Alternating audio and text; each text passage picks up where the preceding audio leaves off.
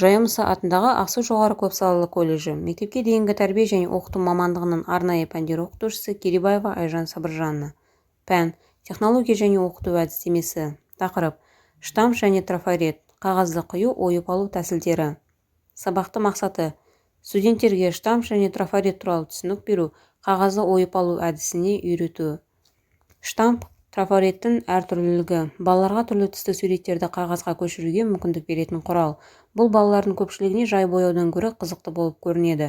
Штамптың бір сиқырлы жағы балалардың қолының бір қозғалысынан-ақ қағаз бетінде түрлі бейнелер пайда болатындығында. Сонымен қатар бұл балдырғандарды жинақтылық пен назарын аударуға үйретеді. Суреттің сапалы болып шығуы штамптың бояуымен қаншалықты көмкерілгендігіне байланысты болмақ. Балабақшада біз штамптың бірнеше түрін қолданамыз. Солардың бірі көкөністерден жасалған штамп түрі. Ол үшін біз пышақпен қажетті бір пішіндерді, бейнелерді картопта бейнелеп аламыз, сызып кесіп аламыз. Пышақты біз қауіпсіз жерде ұстауымыз қажет балалардан.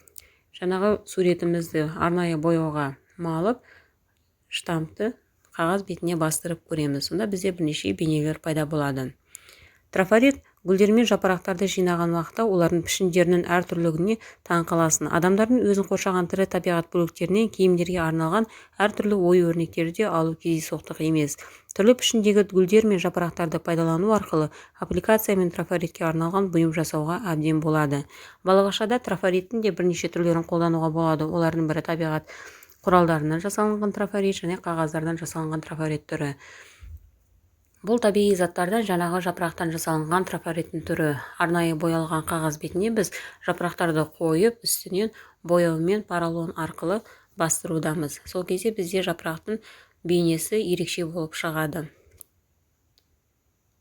Бұл табиғи заттардан жасалынған трафареттің түрі. Екінші түрі ол қағаздардан жасалынған трафарет түрі. Ол үшін біз арнайы ақ қағаз бетіне суретті салып алып, қажетті құралдармен оны керек емес жерлерін ойып алып тастаймыз. Онда бізде кеңсе пышағы немесе маникюрге арналған қайшы және үлкен қағазды қиюға арналған қайшы қолданылады. Бүгінгі сабақта біз осы тәсілді қолданып жаңағы шырша ойыншықтарын жасаймыз. Жаңа жылы шырша ойыншықтарын жасаймыз.